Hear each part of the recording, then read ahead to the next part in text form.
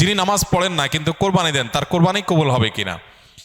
নামাজ পড়ে না কিন্তু নামাজ আল্লাহর পক্ষ থেকে ফরজ, সেই বিশ্বাস আছে। নামাজ না পড়ার কারণে তার মধ্যে অপরাধ বোধও কাজ করে, সে তাগাদা অনুভব করেন, এরকম ব্যক্তি যদি হয় তাহলে এই আল্লাহর বান্দা কোরবানি করলে কোরবানির আমলটা হবে, হবে না এরকমটি বলা কঠিন। কিন্তু তার উচিত কোরবানির চাইতে নামাজের গুরুত্ব বেশি দেওয়া। যিনি কোরবানি দিচ্ছেন কিন্তু নামাজ পড়ছেন না, তিনি কেন কোরবানি দিচ্ছেন? যদি আল্লাহ সন্তুষ্টির জন্য হয় তো আল্লাহ তো কোরবানি দিলে যতটুকু খুশি হবে তার চেয়ে হাজার লাখো গুণ বেশি খুশি হবে নামাজ পড়লে, যেটাতে টাকা পয়সা খরচ হবে না, এত কষ্টও হবে না। তো সেই জিনিসটা না করে তিনি কেন কোরবানি দিচ্ছেন? হতে পারে যে সামাজিকতার কারণে, ফ্রেশ গোশত আহরণের উৎসবে সামিল হওয়ার জন্য।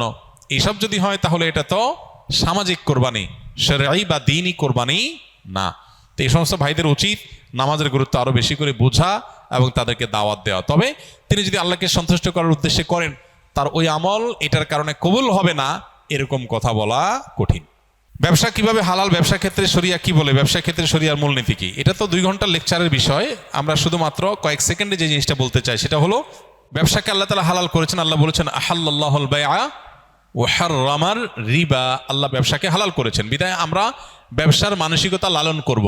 বিশেষ করে আপনারা যারা এখানে স্কিলে ট্রেনিংয়ের জন্য এসছেন, আমাদের চেষ্টা থাকতে হবে এন্টারপ্রেনার হওয়ার, উদ্যোক্তা হওয়ার, ব্যবসায়িক উদ্যোক্তা হওয়ার। স্বপ্ন দেখেন, চেষ্টা করেন, সাধনা করেন, আল্লাহর কাছে দোয়া করেন, দেখবেন আল্লাহ তাআলা বারাকা দিয়ে দিয়েছে।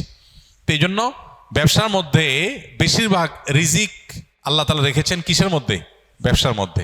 এবং ব্যবসার মধ্যে বারাকা বেশি রয়েছে, এই জন্য ব্যবসার মানসিকতা থাকা উচিত। এর মানে এই না যে চাকরি করা জায়েজ নাই, চাকরি করা জায়েজ আছে। নবী আলাইহিস সালাম নিজে অন্যের অধীনে কাজ করেছেন, সেটা এক প্রকারের চাকরি। কিন্তু আবার একই সাথে তিনি বাজারে গিয়ে ব্যবসা করেছেন এবং সেটাই ছিল তার মূল এবং প্রধান জীবিকা নির্বাহের মাধ্যম। এজন্য ওইদিকে আমাদের অগ্রসর হওয়া উচিত। ব্যবসা ক্ষেত্রে বেশ কয়েকটা মূলনীতি লক্ষ্য রাখতে হয়। সবচেয়ে বড় জিনিস হলো যে হারাম জিনিসে ব্যবসা করা হারাম। যে জিনিস হারাম সেটা ব্যবসা করাও কি? যেটা আমার জন্য খাওয়া জায়েজ নাই সেটা আরেকজনের কাছে বেচাও জায়েজ নাই। এটা হলো একটা কমন মূলনীতি। দ্বিতীয়ত হলো ব্যবসা করার ক্ষেত্রে নবী আলাইহিস সালাম বলেছেন সামহান ইযা রাহিমাল্লাহু ইমরাআন সামহান ইযা বা সামহান ইযা ইশতারা। আল্লাহ ওই ব্যক্তির প্রতি রহম করেন যে ব্যক্তি বেচুক কিংবা কিনুক সবসময় সে দয়া পরবশ থাকে, অন্যের অধিকারের ব্যাপারে সচেতন, সব মিলিয়ে তার ভিতরে স্যাক্রিফাইসের মানসিকতা, তার ভিতরে ছাড় দেওয়ার মানসিকতা, আন্তরিকতাপূর্ণ মানসিকতা থাকে। শুধু ঠকানো না।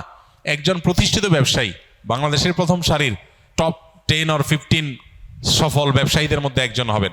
ওই লোকটার নাম আর বললাম না। ওনার বিষয়ে এক ভদ্রলোক আমাকে বলতেছিলেন যে আমার ওনার সাথে একটা মিটিং ছিল, তো প্রসঙ্গত উনি বললেন যে ভাই, ব্যবসার বহু সংজ্ঞা তো বই পুস্তকে পড়েছেন, আমি ব্যবসায়ীর ছেলে এবং প্রতিষ্ঠিত ব্যবসায়ী হিসাবে আপনাকে আজকে নতুন একটা সংজ্ঞা বলে যাই। সেটা কি?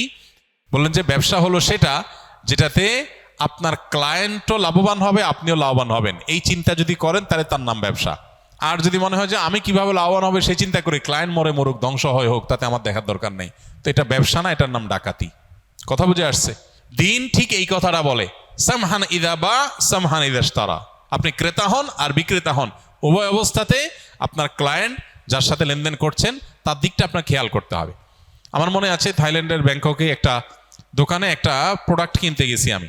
তো যে জিনিসটা কিনতে গেছি, আমার এক নিকটাত্মীয় উনি অর্ডার করেছেন যে এই জিনিসটা আনার জন্য। তো ওখানে যেহেতু ওইটা আমি পাইছি, আমি দোকানদারকে বললাম যে এটা একটা নিচ্ছি, নেওয়ার পর বললাম সন্দেহ হচ্ছে আরেকটা আছে একটু বেশ কম, আমার মনে হচ্ছে যে যদি ওইটা হয়, বেচারা চাইছে দুইটাই নিয়ে যাই, এই জন্য বললাম ওইটা দাও। পরে আমাকে দোকানদার বলল তুমি যেটা নিচ্ছো আর এটা নিচ্ছো সেম জিনিস, এখানে যে পার্থক্য দেখছো এটার কারণে ম্যাটেরিয়ালে কোনো পার্থক্য হয়নি। তিনি আমাকে বুঝালেন জিনিসটা সেম, তুমি যদি নাও তাহলে ডাবল লাগলে তুমি নিতে পারো, আর না হলে তুমি হয়তো এটা নেওয়ার কোনো যুক্তি নেই, তুমি যেটা নিয়েছো এটার ভিতরে চুল পরিমাণ ম্যাটেরিয়ালে কোনো বেশ কম নাই। শেষ পর্যন্ত আমি এটা কিনতেই পারলাম না। সে আমাকে এমনভাবে বুঝাইলো, দোকানতে বেরিয়ে করে দিল যে তুমি নিলে দুইটা নাও, লাগলে সেটা ভিন্ন কথা, কিন্তু যেটা নিছো আরেকটা নিতে আসছো একটু লেখা বেশ কমের কারণে, এই লেখার কারণে ম্যাটেরিয়ালে কোনো পার্থক্য হয় নাই, জিনিস সেম, অযথা তুমি কেন টাকা নষ্ট করবা? আমাকে সে কিনতেই দেয় নাই, আমি বাইরে চলে আসছি। একজন অমুসলমান, একজন ভিন্ন ধর্মাবলম্বী, সে তার দোকান থেকে, আমি একজন ভিনদেশী, সে আমাকে প্রোডাক্টটা বিক্রি করলো না। দিন যে জিনিসটাকে বলে দুর্ভাগ্যজনক বাস্তবতা আমাদের মুসলমানদের থেকে আজকে চলে গেছে, সেটা আমরা মুখে মুখে বলি, আমলে নেই। তো আপনারা ইনশাআল্লাহ কর্মক্ষেত্রে বিভিন্ন ক্ষেত্রে উদ্যোক্তা হয়ে উঠবেন। না খেয়ে থাকলেন, টাকা কম কামাই করলেন, উপার্জন কম হলো, কিন্তু কখনো কোনো মানুষের ক্ষতি যেন আমার দ্বারায় না হয়। আল্লাহ আমাদেরকে সেটা করার তৌফিক দান করুন। তো ব্যবসার মূলনীতিগুলো বোঝার জন্য ব্যবসা শুরু করার আগে ব্যবসা সংক্রান্ত বিধিবিধানগুলো আলাদা জেনে নিতে হবে, আলাদা কোর্স করে নিতে হবে। কি কি আমল করলে আল্লাহর খুব নিকটে যাওয়া যাবে, কোন আমল করলে আল্লাহ খুব খুশি হবেন? ভাই, যে আমলগুলো করলে আল্লাহর সবচেয়ে নিকটে যাওয়া যাবে এর মধ্যে সবচেয়ে বড় আমলটা হলো সিজদা। নবী আলাইহিস সালাম বলেছেন, আকরাবু মা ইয়াকুনুল আবদু মির রাব্বিহি ওয়া সাজিদ, বান্দা আল্লাহর সবচেয়ে নিকটে যেতে পারে সিজদারত অবস্থায়। এই জন্য সিজদার আমলটা আমাদের বেশি থেকে বেশি করা উচিত। সিজদার মাধ্যমে আল্লাহর সবচেয়ে কাছাকাছি যাওয়া যাবে। আপনি যদি চান আল্লাহর খুব কাছে গিয়ে কিছু বলতে, তাহলে সিজদা দিয়ে আল্লাহর কাছে দোয়া করেন, বেশি করে নফল নামাজে। এটা হলো আল্লাহর সবচেয়ে কাছে যাওয়ার সবচেয়ে বড় মাধ্যম। আর কোন আমল করলে আল্লাহ খুব বেশি খুশি হন বা সবচেয়ে বেশি খুশি হন, এটা আসলে আপেক্ষিক।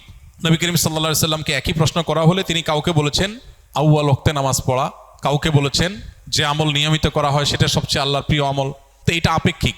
কারোর যদি কোনো আমলের অভাব থাকে, ত্রুটি থাকে, তার ওই ত্রুটিটা পূরণ করাটাই আল্লাহর কাছে প্রিয়।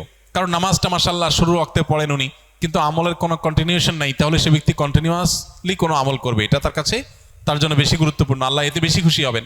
কারোর হয়তো মাশাআল্লাহ নামাজ ভালো আছে, এটা ভালো আছে, কিন্তু সালাম দেওয়ার অভ্যাস নাই, তো সেই সালামের অভ্যাসটা বেশি করবে।